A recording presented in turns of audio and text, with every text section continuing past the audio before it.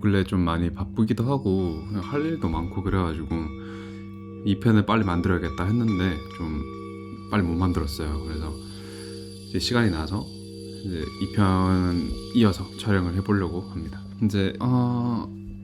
이제 심연 하단부에 많이 내려왔어요. 그리고 다음으로 소개해드릴 영화는 비같은이라는 영화입니다. 1990년에 나온 영화고 그 비같은이라는 단어의 사전적인 의미를 좀 알고 넘어가야 될 것 같아요. 비겟의 과거 분사형인데 나타, 발생시키다, 종교적으로는 창조하다, 탄생시키다 이런 사전적 의미를 가지고 있습니다. 한국에는 잉태라는 제목으로 개봉을 했어요. 영화 전반적인 비주얼 자체가 좀 많이 불쾌하고 공포스럽습니다. 1990년도에 만들어졌다고는 믿기 힘든 화질과 깨지는 듯한 픽셀들이 처음부터 압도한다고 생각해요. 개인적으로 제가 이런 비주얼에 대한 트라우마가 좀 있는데 옛날에 제가 정말 어릴 때 우연찮게 마루타라든가 일제시대 만행 그런 것들에 대한 자료를 본 적이 있습니다. 화질이 다 깨져 있고 화면도 너무 조악하고 어두워서 그게 오히려 엄청 잔인하고 공포스럽게 다가오더라고요. 그래서 그런지 그런 비주얼에 대해서 굉장히 거부감을 가지고 있고 그래서 이 영화를 처음 접했을 때는 비주얼적인 불쾌함이 좀 감정을 압도했었습니다. 첫 장면이 굉장히 괴상한데 어떤 KKK 단처럼 몸에 커다란 두건을 쓴 남자가 자기를 배를 찔러대고 자해를 합니다. 이게 자살을 하는 것 같은데 죽고 나서 몸에 있던 변이 쏟아지는 등 좀 쓸데없이 디테일한 연출이 나와요. 그래서 이 파트를 움짤로 잘라가지고 어디 레딧이라든지 여러 커뮤니티에다가 퍼다날랐는데 사람들이 그래서 한편에서는 디웹이나 다크웹에서 어떤 사람을 죽이거나 아니면 하는 행위를 찍은 영상이다 이래가지고 그런 루머가 있었습니다. 그만큼 보여지는 부분이 좀 잔혹하고 징그러운 면이 많다라는 거를 반증하는 거겠죠. 내용을 봤을 때 굳이 따지자면 위에서 이야기했던 마더의 내용과 좀 겹치는 부분이 있다고 생각을 해요. 처음에 자살을 한 사람이 신으로 묘사되는 사람이고 그 신의 정액으로 잉태를 하는 사람이 있어요.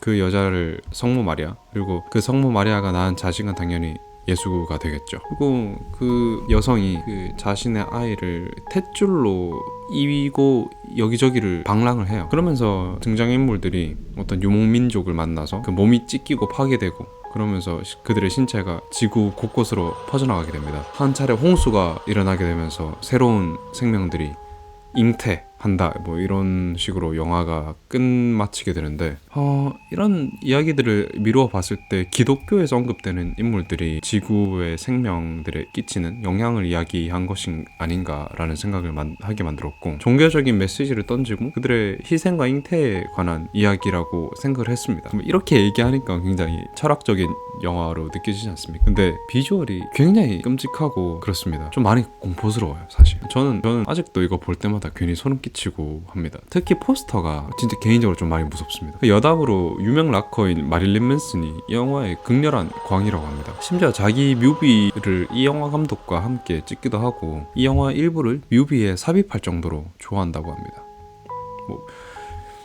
이 영화를 그렇게 굳이 좋아할 이유가 있나 싶은데 사람의 취향이라는 게 다양하니까 그런 것 같습니다. 다음은 인간과 돼지입니다. 이 영화는 사실 제가 못 봤습니다. 다시 안 본 겁니다. 그냥 나무위키만 읽고 치웠는데 이 영화 자체를 이 차트를 보고 나서 처음 알았어요. 그리고 제목만 봤을 때는 동물농장이라는 조지 오웰의 소설이 떠올랐습니다. 그래서 사람인지 동물인지 벌레인지 구분도 안 가는 이 현대인들의 행태에 대한 고발을 하는 영화가 아닌가 그런 생각을 했었는데 이게 이걸 진짜 인간이랑 돼지가 나오는 영화더라고요. 돼지를 향한 성적인 마음을 품고 실제로 몸을 썩는다는 그런 묘사가 있고 거기에 더 나아가서 스카톨로지적인 요소가 섞여 있다는 거를 보고 나서 안 봐야겠다라고 결심을 했습니다. 사실 이게 잔인한 영화나 그런 영화가 아닌데 이 윗구석에 있는 거 보면은 다 이유가 있는 겁니다. 그 정도로 더러운 영화가 아닌가 싶은 생각 때문에 관람을 할 생각이 전혀 없었고 지금도 없습니다.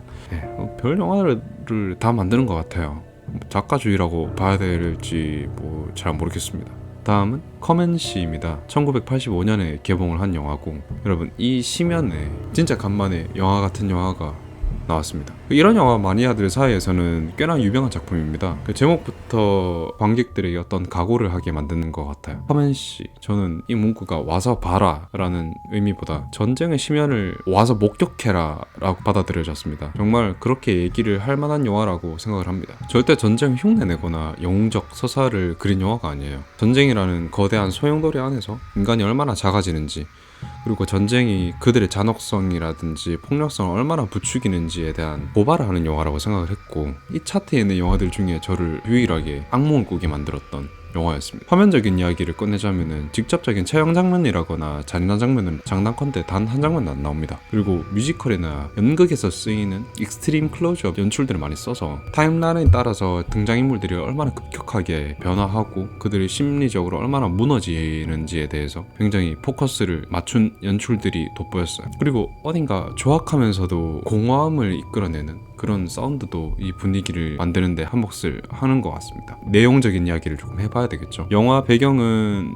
세계 2차 대전 독일의 벨라루스 초토화 작전 당시입니다. 주인공의 이름은 플루오라라고 해요. 그리고 치기 어린 마음에 독일의 침공을 막아내는 파르티잔 부대에 자원 입대를 하게 되고, 그로써 이제 본격적인 소용돌이로 직접 몸을 던지게 되는 거죠. 막내로 들어가다 보니까 이게 항상 뒤에 방어 부대로 남겨지게 되고 굳은 일에 배정되게 되는, 자신이 상상했던 것들과는 상당히 많이 다른 현실을 맞이하게 되는데, 그걸로 부대에서 떨어져 나와서 방황하게 되는데, 그러다가 한 소녀를 만나요. 여기서는 잠깐의 힐링 구간이라고 할까요? 원래 또 뭐 어린 소녀가 만나면은 잠깐 청춘물 찍지 않습니까? 약간 연애하듯이. 그래서 이렇게 이 숲에서 둘이 잘 놀다가 이 플리오라가 이 여자애를 데리고 자기가 살던 집으로 같이 돌아가게 됩니다. 근데 집에 딱 가니까 아무도 없고 너무 적막하고 고요해. 그러면서 이 불길한 분위기가 이 둘을 감싸고 돕니다. 이 분위기를 직감한 둘은 사람들이 숨어있을 것 같은 근처 섬으로 몸을 옮기는데, 집에 나와서 뒤편으로 돌아와 보니까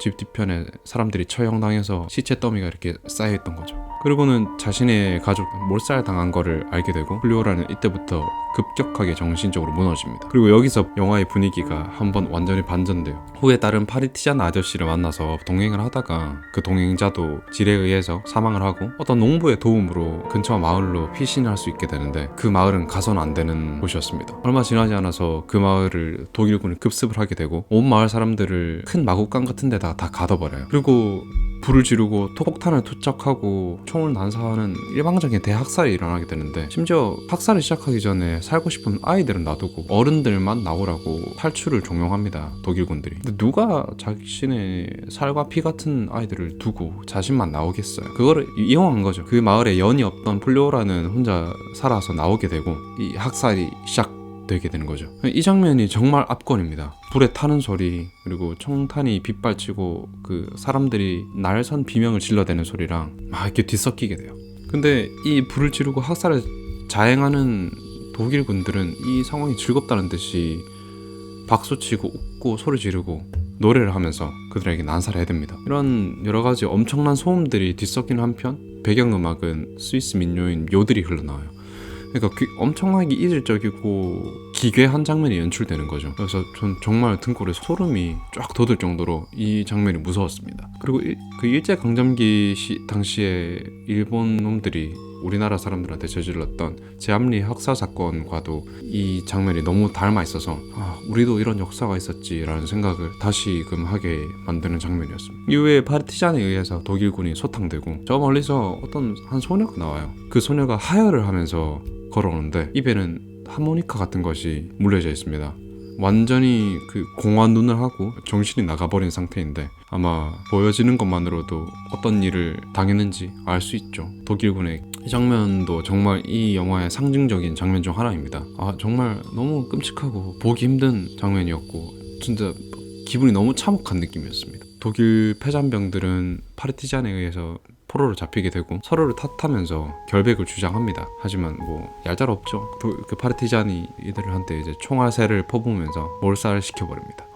첫 장면에서는 플리오라가 굉장히 앳되고 풋풋한 소년으로 나와요. 근데 영화의 말단부로 가니 완전히 노인의 행색을 하고 있습니다. 그러니까 이 전쟁이 인간에게 미치는 영향이 얼마나 큰가에 대해서 그 인물의 상태를 통해 또 많이 보여줬던 것 같아요. 완전히 며칠 새 노인이 된 플리오라는 히틀러의 초상화에 총을 난사해대면서 그렇게 영화가 끝이 나게 됩니다. 전쟁을 흉내내고 영웅적 서사를 그린 영화들은 참 많죠. 근데 실상으로 전쟁에 휘말린 개인에 대한 이야기는 아직도 많이 부족하다고 생각을 해요. 항상 관객들로 하여금 선과 악의 대결을 그려내고 주인공이 이기길 바라고 손에 땀을 쥐게 만드는 그런 영화들은 많지만, 영화가 보여주는 화면에 이리저리 끌려다니고 현장을 목격하게 되는 듯한 느낌을 만드는 영화는 이게 처음이었어요. 아직 이와 같은 영화를 본 적이 없습니다.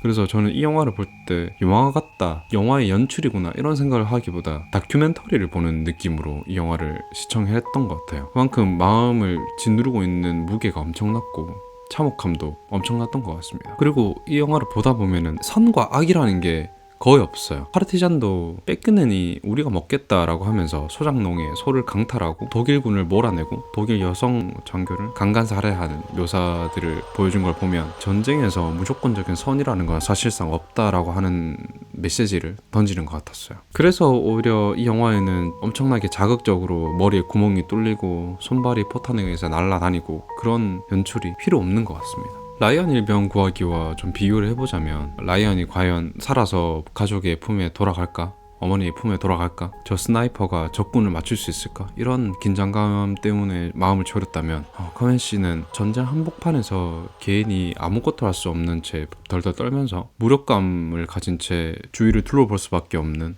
그런 공포와 무력감을 들게 만드는 영화였습니다. 어떤 전쟁이 인간의 파멸을 가져다 준다라고 하는 것을 가장 잘 보여주는 영화라고 생각을 하고, 전쟁을 할 땐 해야 된다. 우리나라도 북한과 계속 대치를 하고 있는 상황이고 끊임없이 무력 도발을 하고 있지 않습니까? 그래서 일각에서 이렇게 얘기를 하신 분들도 있어요. 전쟁을 결국에는 할 땐 해야 된다. 또는 북한에 결국엔 우리 깃발을 꽂아서 무력 통일을 현실시켜야 된다, 이렇게 주장하시는 분들이 있는데, 이 영화를 보여주면 한번 재고를 해보지 않을까 하는 생각이 있습니다. 다음은 이제 최하단 바로 위까지 내려왔습니다. 저희 많이 왔어요. 기니어 피그 데블스 익스페리먼트입니다. 이거는 근데 포스터도 보기 싫은 영화인데 이걸 영화라고 해야 되나? 이건 그냥 페이크 스너프 필름이라고 하는 게 맞지 않나 싶은 영화입니다. 그리고 이 영화 포함해서 이 밑에 있는 영화들도 다 마찬가지입니다. 이런 식으로 차트를 만들어놔서 그렇지 사실 봐도 되는 영화가 있고 봐서는 안 되는 영화가 있다고 저는 분명히 생각을 해요. 저는 그 중에 하나라고 생각을 합니다.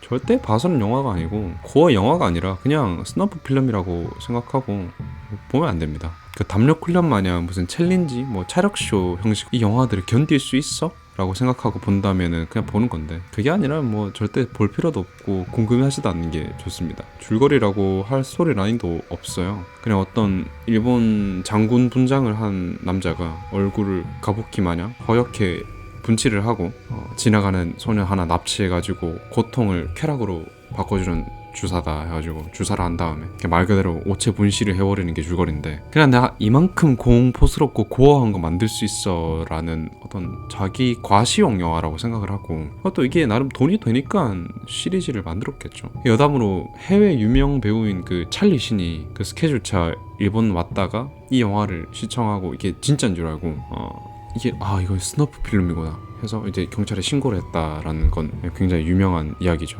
후에 이 영화 감독이랑 찰리 신이 실제로 만나서 담화를 나누고 오해를 풀었다는 그런 일화가 있습니다. 일화만 들으면 굉장히 귀여운데 영화 배우가 봐도 이거는 진짜다 싶었으면 얼마나 화면이 공포스럽고 징그러웠겠습니까. 상상을 초월하는 수이고, 그 유튜브에 이 영화 메이킹 필름이 있어요. 그 메이킹 필름도 영화랑 같은 느낌입니다. 엄청 축축하고 어둡고 잔인하고 눈 뜨고 못 볼 수준이에요. 찾아보니까 이게 시리즈가 7편까지 있던데, 가장 유명하고 잔혹한 작품 2개를 꼽으라면은 이 작품이랑 2편이고, 화면도 너무 어둡고 잔인한 것을 위해 만든 영화라서 검색도 해보지 마십시오. 한 번씩 지뢰가 튀어나오고, 특히 구글에 이제 영어로 검색하시면은 충격을 좀 많이 받으실 겁니다. 저는 고어물을 보고 희열을 느끼거나 그런 좋아하는 취향을 가진 사람은 아니고, 호기심이 머리를 지배한 시절에 이런 것들을 좀 보고 많이 후회를 했던 사람인데, 저와 같은 사람이 많은 건지 아니면은 이 장르에 진짜 몰입을 해서 찾아보는 분들이 많은지 그건 잘 모르겠습니다. 근데 그래도 수요가 있고 수익도 나기 때문에 이 시리즈를 계속 만드는 행위를 했겠죠. 그 뭐 악명이긴 하다만 나름 유명세도 탔으니까 계속 만들었구나 합니다.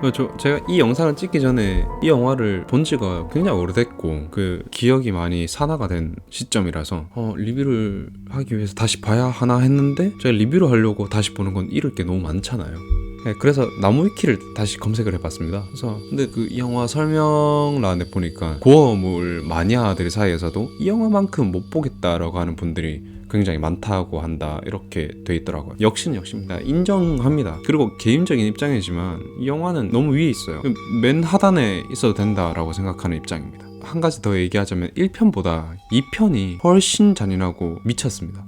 그냥 준 스나프 필름이라고 봐도 될 정도라고 생각하면 될 것 같고 동호 반복이지만 보지 마십시오. 이게 제가 그 10년으로 내려오면 내려올수록 말이 많아지네요. 이게 자극적인 호기심이라는 게 사람을 이렇게 빠지게 만드는 것 같습니다. 그 원초적인 무언가가 이끄는 힘이라는 게 얼마나 강한지 알 수 있는 대목이고 자꾸 보고 싶은 심리를 자극하게 만드는 것 같아요. 앞으로도 영화에 국한되지 않고 여러 가지 이야기를 많이 해보고 싶으니까 자주 와주십시오. 또 3편도 이어서 만들어 보도록 하겠습니다. 감사합니다.